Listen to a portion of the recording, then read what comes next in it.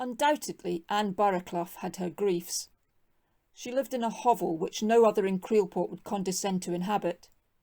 It was set far back against the cliff, a dry and crumbly limestone, with cracks in it which opened mysteriously at night and shut during the day equally without reason. But Anne Barraclough had other sorrows, a son and a husband. Sam, the son, had early despised authority, run with the wild lads from the mills, played tricks with his masters, till narrowly escaped the jail, and, as the saying went, would have broken his mother's heart, but for the trifling circumstance that had been broken before by her husband, Bob Barraclough, poacher, pugilist, breeder of bull-pups, pigeon-flyer and fancier, and, in fact, everything except what he had been brought up to be, the sober, hard-working mason his father had been before him. Nevertheless, Rob Barraclough was still a landlord. His property was, however, confined to the small ex-stable, which a misdirected ingenuity had converted into a shebeen and unlicensed lodging-house for tramps and other free-living gentlemen of undefined professions, who objected to being looked up at 4 a.m. by the police in the regular lodgings of Creelport. Anne Barraclough was a hard-featured wizened woman, with a head that seemed always drawn a little back as if to escape a blow. And indeed Bob, her husband, let her know, as he said, what was the law of England in the matter of wives, when he came home after being turned out of the Blue Posts or the Anchor for quarrelsomeness in his cups. He beat her if he found guests drinking with Anne in their slovenly barrack. Why should she be sitting there and enjoying life when he had been turned out of 2 public houses into the raw night air, and him with such a delicate chest?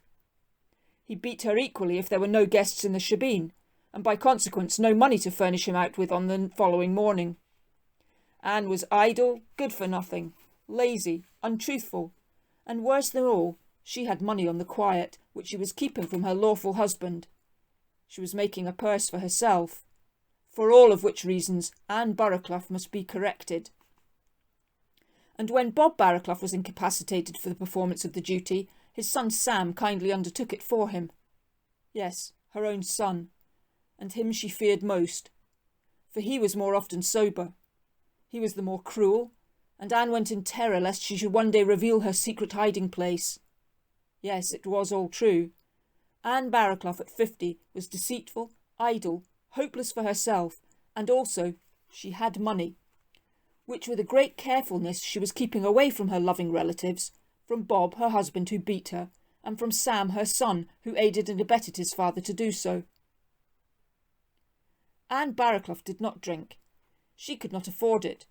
She would have liked dearly to drown her sorrows, and she had many bottles of a certain cheap water of Leith, miscalled whisky, stored away at the back of the old stable under the crumbly limestone. But all that was to sell, drop by drop, glass by glass, counted and reckoned. So many pieces of brown money, so many small silver bits, some to be beaten out of her by Bob, some to be yielded to Sam to keep him quiet and decently incapable of observation.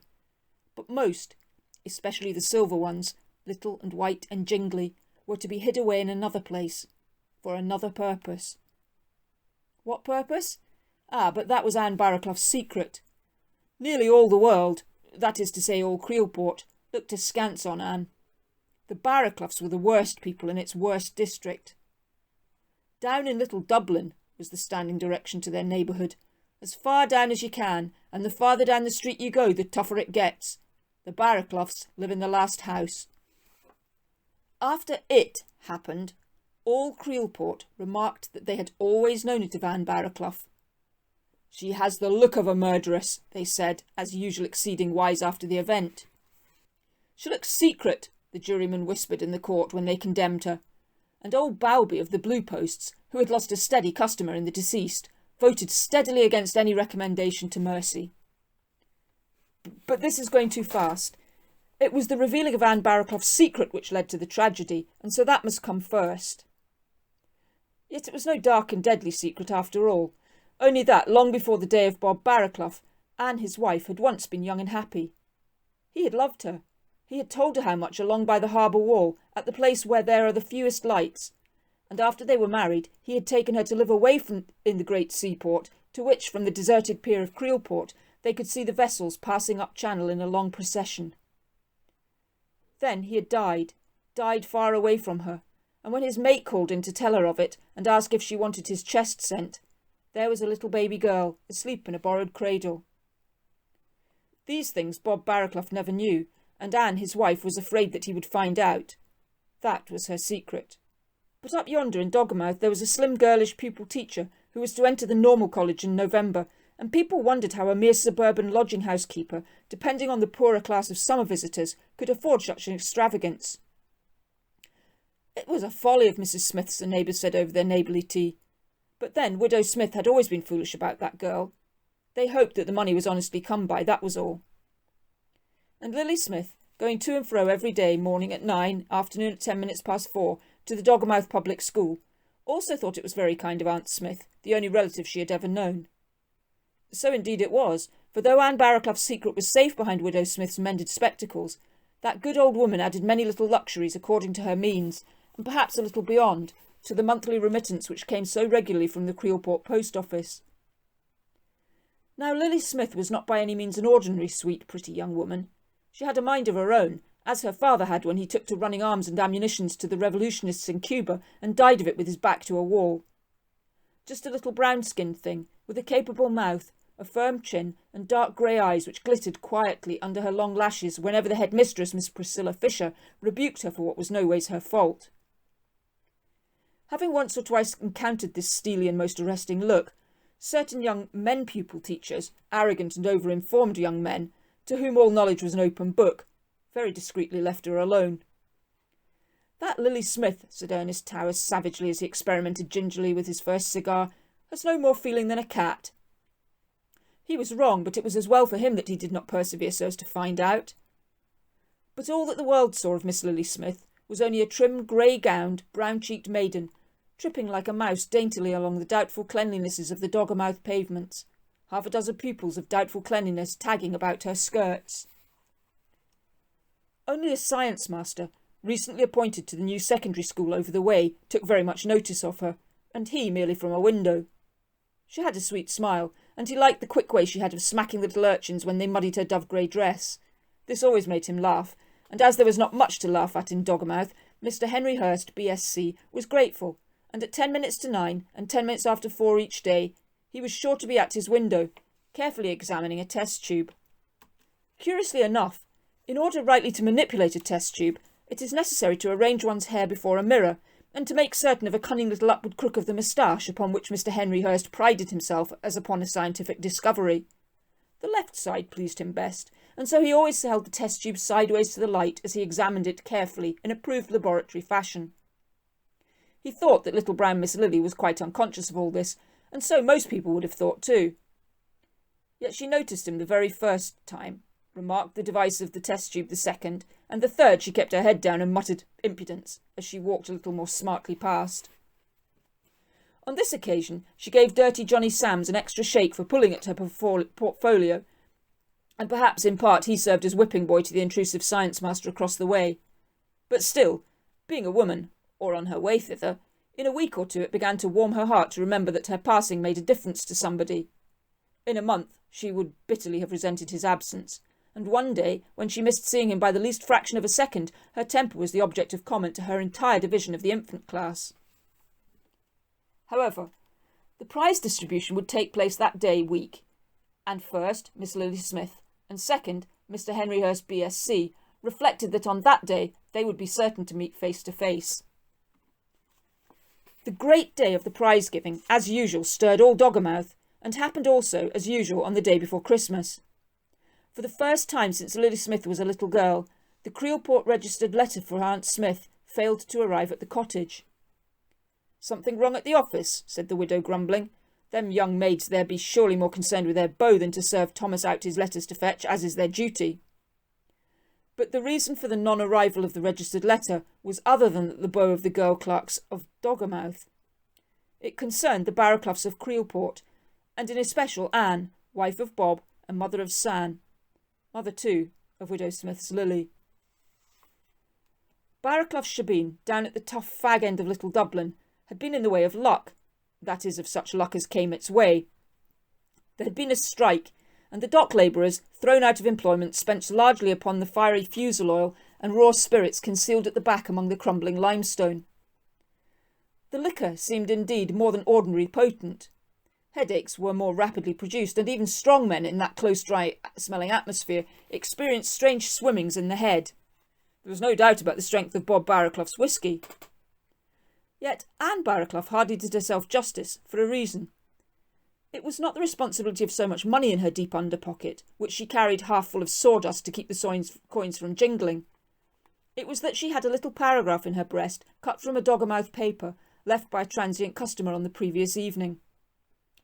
Doggermouth Public Schools, the annual Christmas prize, giving inaugurated several years ago by our local school board, and which has in the past owed so much to the liberality of its generous chairman, Mr. Trophimus Gain, will take place in the large hall of the Technical School on Friday, December the 24th at 3 o'clock. Mr. Trophimus Gain, J.P., in the chair. In addition to the usual interest on such occasions, parents and friends will be treated to the performances of a choir, selected from all the infant schools, trained and conducted by Miss Lily Smith, who has recently so highly distinguished herself at the entrance examination of the Metropolitan Normal College, where she took first place. Mrs. Gain will preside at the harmonium, the gift of her husband, Mr. Trophimus Gain, J.P., chairman of the board. The last noisy guests had departed from Barracloughs on the evening of Thursday, December the 23rd. It had been a time of profit, and Anne had a goodly sum to put away. She lingered, however, over the contents of an old pocket-book, which she kept, as least likely to be disturbed, within the rough covers of the Barracloughs family Bible. She knew that for the present Bob, her husband, was harmless. She could see him extended, toes pointing to the ceiling, on the floor.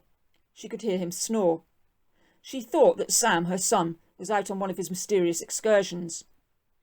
Full of the pleasure of being alone, she took out an old pocket-book and gazed in rapture at the contents. There were 2 or 3 baby photographs, features and sex equally indistinguishable. Then came a girl, dimpling in corkscrew curls, with eyes like black beads, then a baptismal certificate, a school group, and a collection of such announcements as that quoted above, with the name of Lily Smith underlined, always prominent among the prize-takers. There were also many letters from Widow Smith, much in the same words, acknowledging a monthly remittance. Lily is as good a girl as any mother need wish, and no trouble except show some temper with her teething. As who indeed would not? Anne Barraclough was smiling at this last. A tear was slowly irrigating a furrow on her cheek and pushing its way towards the angle of her chin, when suddenly a shaky hand, accustomed to larceny, shot over her shoulder from behind and snatched the pocket-book, while the thief laughed a triumphant laugh. "I have it this time, mother," said Sam Barraclough, and he laughed again as she screamed in fear. He repulsed her several times as she desperately strove to regain her treasure. Then he lay back on a wooden settle and kept her off with his foot while he despoiled the pockets, rooting and nosing through them like a beast at prey, as indeed he was. "Miss Lily Smith," he cried. "Who's she? A marriage certificate? Yours, old lady? A sister too, have I? So that's where the money goes to. And tomorrow is the school prize giving. So nice. Well, I'll be there, and I'll see Lily Smith. I'll tell her where the money comes from that's made a fine miss of her. She goes to no normal college, not if I know it. Normal college, indeed. Doing me out of my rights. Ain't I Sam Barraclough? Isn't the money all made at Barraclough's? Well then, out with it, mother. Show me where you keep the shiners. Give me halves and I'll never trouble you more. You won't, eh? Then by God I'm off to Doggermouth Public School tomorrow. It's public, that's one comfort. And I'll cry out your shame and hers, before all them kids and teachers. Some of them sweet on Miss Lily, no doubt. Aye. And before that precious school board that's so fond of her. Yeah, that I will.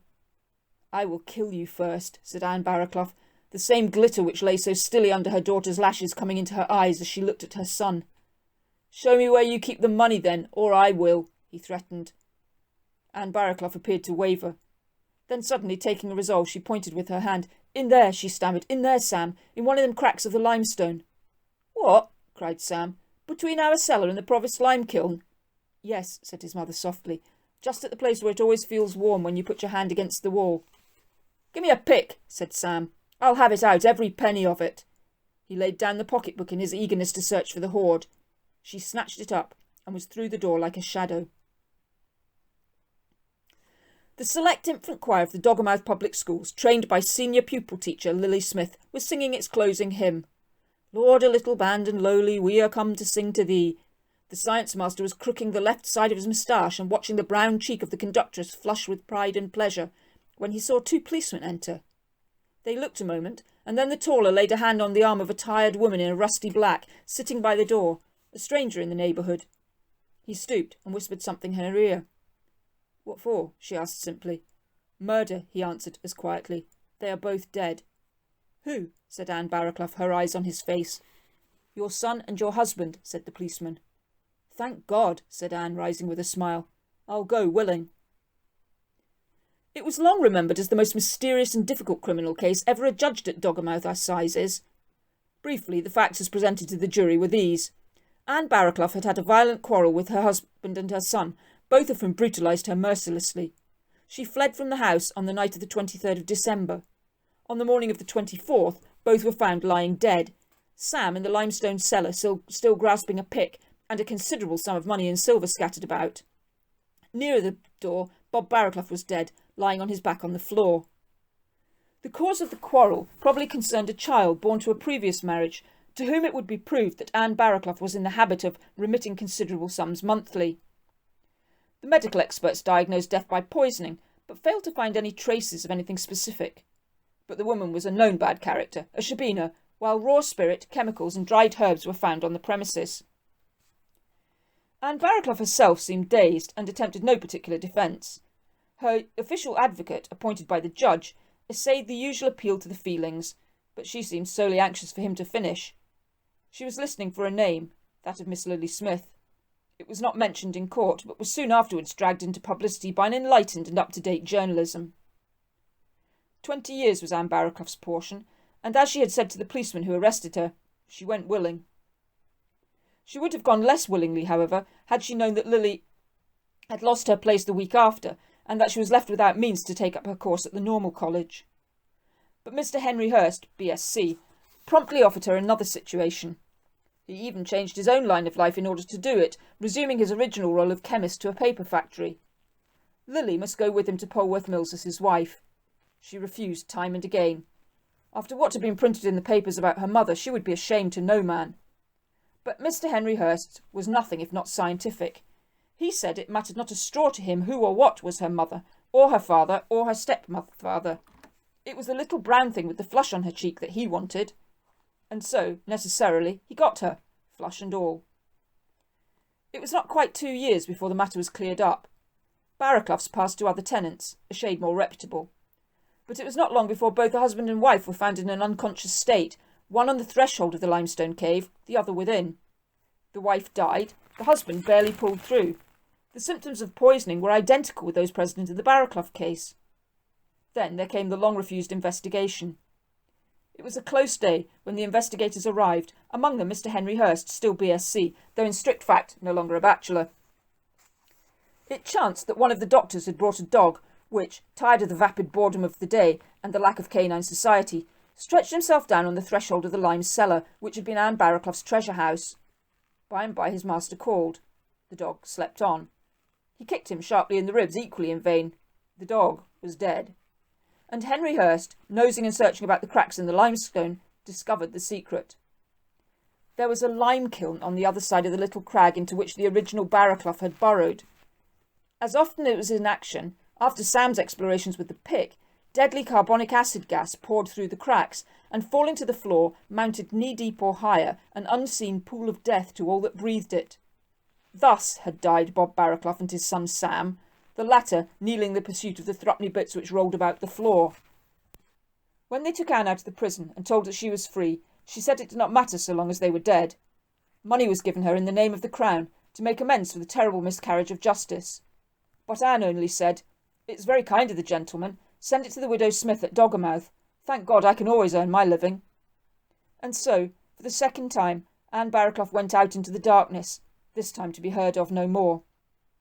But she kept the pocket-book and looked at its contents each morning and night, the baby photographs, the stalky girl in corkscrew curls and all.